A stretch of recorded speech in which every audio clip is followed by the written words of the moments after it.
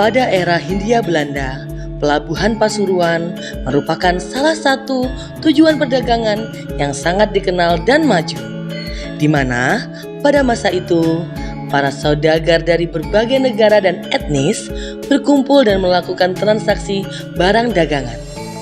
Dan dengan berkembangnya zaman, Kota Pasuruan telah mengalami perkembangan perekonomian yang sangat pesat, khususnya sektor perdagangan, yang merupakan salah satu penyumbang angka terbesar laju pertumbuhan ekonomi setelah era pandemik COVID-19.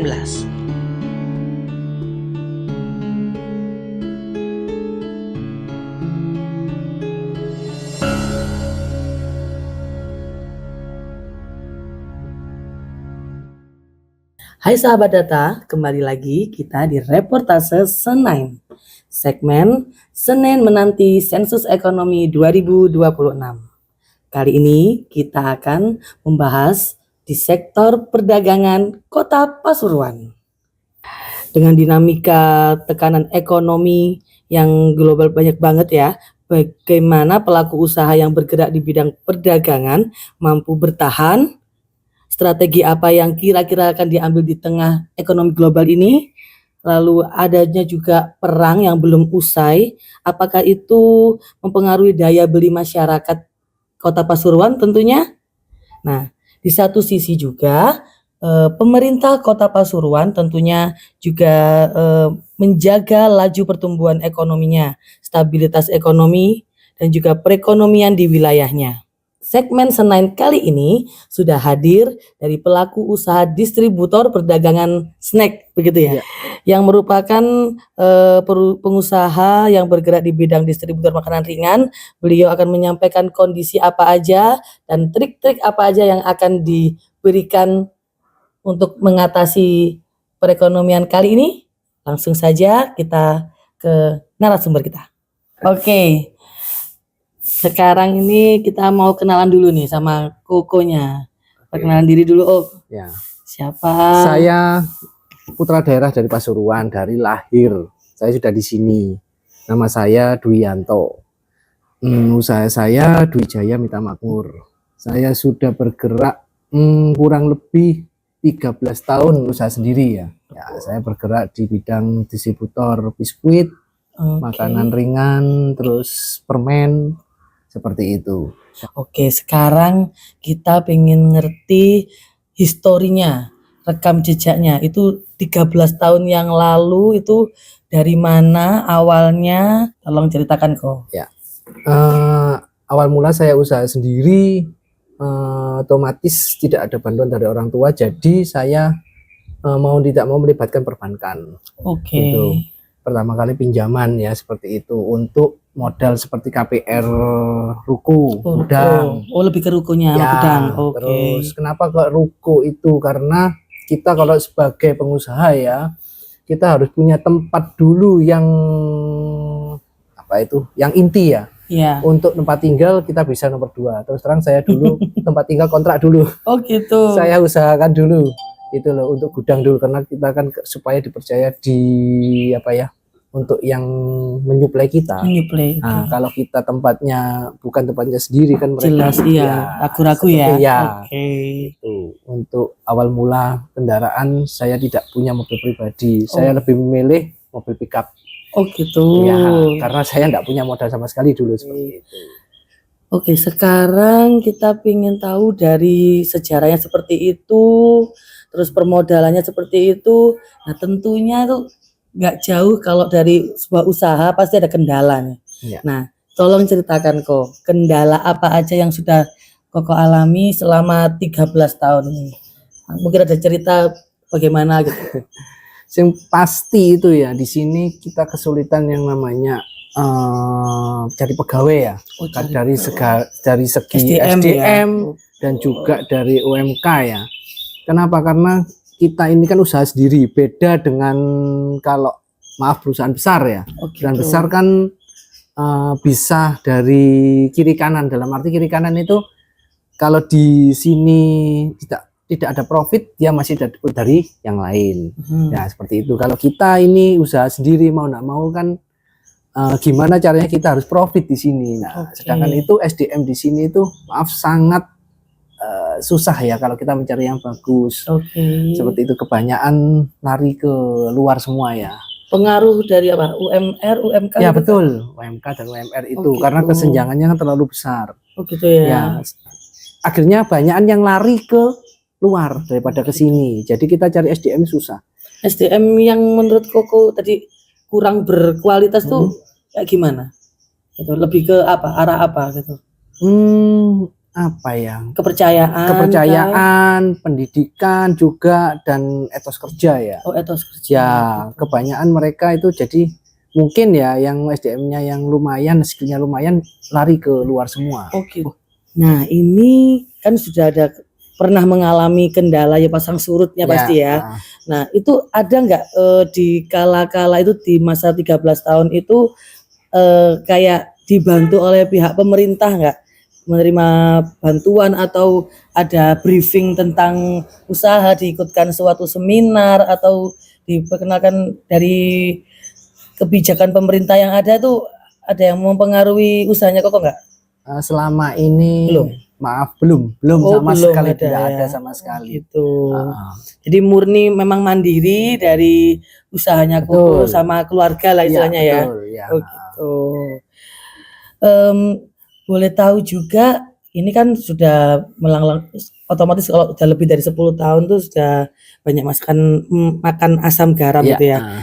Ada nggak strategi-strategi atau trik-trik pemasaran yang bisa Koko bagikan sama sahabat data untuk kalau misalnya punya usaha distributor nih?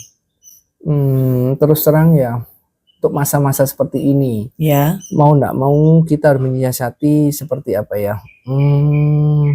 Ngasih kredit ya, kasarannya ke pelanggan, ke customer ya. Oh, ke customernya ya, lebih ke ya. Ya, soalnya kenapa?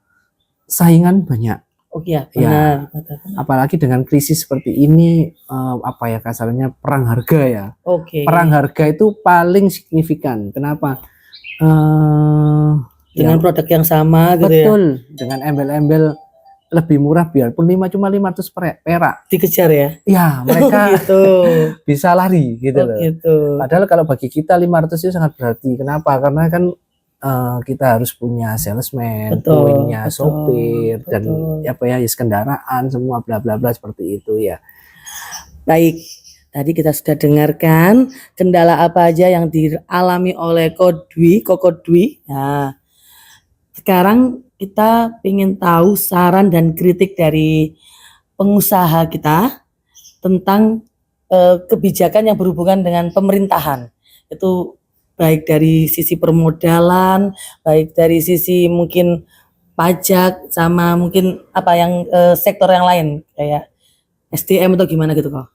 Menurut Koko gimana saran dan kritik? Menurut saya, kalau saya lihat sekilas ya di media-media, untuk KUR itu harusnya bagus. Kenapa? Karena dari segi bunga itu lebih rendah ya daripada yang ada sekarang kayak jiwa swasta. Lebih pemodalan ya. Cuma kenapa kayak saya mengarah ke swasta karena kurangnya minim informasi seperti itu. Apa ya? Jadi kurang informasi, mau nggak mau akhirnya kita bingung mau kemana ini, harus gimana nih gitu loh. Padahal kalau melihat dari mereka, oh ini bagus sih, ini bagus, seperti itu.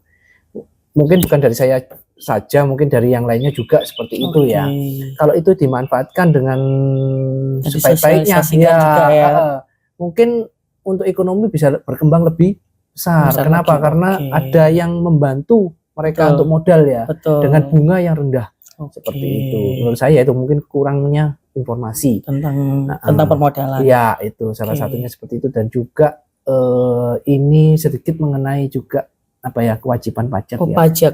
Gimana kok? Jadi kita tetap harus wajib bayar pajak ya. Tapi untuk bunga untuk persentasenya itu mohon jangan tinggi seperti itu. Kalau kritik yang lain, saran dan kritik yang lain untuk SDM misalnya kok. Untuk SDM seperti yang saya jabarkan tadi, kesusahan mencari ya itu ya. Gimana saran kalau dinas terkait itu ada yang mewadahi ya. Jadi atau mau kerjasama dengan pengusaha-pengusaha, Kalau mewadai kan kita kalau butuh tinggal melihat atau bertanya adakah yang butuh pekerjaan. Sementara ini kan kita hanya by apa ya beberapa informasi aja ya. dari mulut ke mulut seperti itu, dari teman, yaitu agak kesusahan juga gitu loh, seperti itu. Jadi kalau ada wadah kan kita enak mana yang mencari lowongan seperti itu, mana yang kriterianya menurut kita bisa Sesuai. masuk ya. Dan lagi lebih bagus lagi kalau bisa dinas terkait itu menyediakan seperti apa ya, mungkin lembaga untuk bimbingan teknis gitu, fintech gitu ya. Dia mengarah kemana? Oh, misalnya ke arah sini, dia kasih informasi lah, betul. Gitu. Jadi akhirnya kalau dia terjun pengusaha atau perusahaan juga merasa diuntungkan. Ya. Karena apa? Oh ya, lebih cepat lah seperti itu. Kita nggak perlu mengajari satu persatu seperti itu sih. Oke. Wah, kayaknya banyak banget ya Dani ceritanya dari Koko Dwi. Wow. Ya kayaknya sekian dulu ya Ko ya untuk informasi reportase kita kali ini. Ya. Nah, sahabat data, setelah kita berbincang-bincang dengan narasumber kita, ada pengusaha distributor snack ya Ko ya. Snack oleh Koko Dwi. Beliau telah memberikan sudut pandang yang mewakili salah satu pengusaha perdagangan di Kota Pasuruan tentunya. Jadi bagaimana menurut kalian setelah melihat cerita dari Koko Dwi? Lebih tertarik untuk punya usaha sendiri atau ada saran dan kritik? Jangan lupa tolong komen di kolom komentar kami yang ada di channelnya BPS Kota Pasuruan. Sampai jumpa lagi di segmen Senain. Reportase Senin menanti sensus ekonomi 2026 berikutnya. Mari kita sukseskan sensus ekonomi 2026.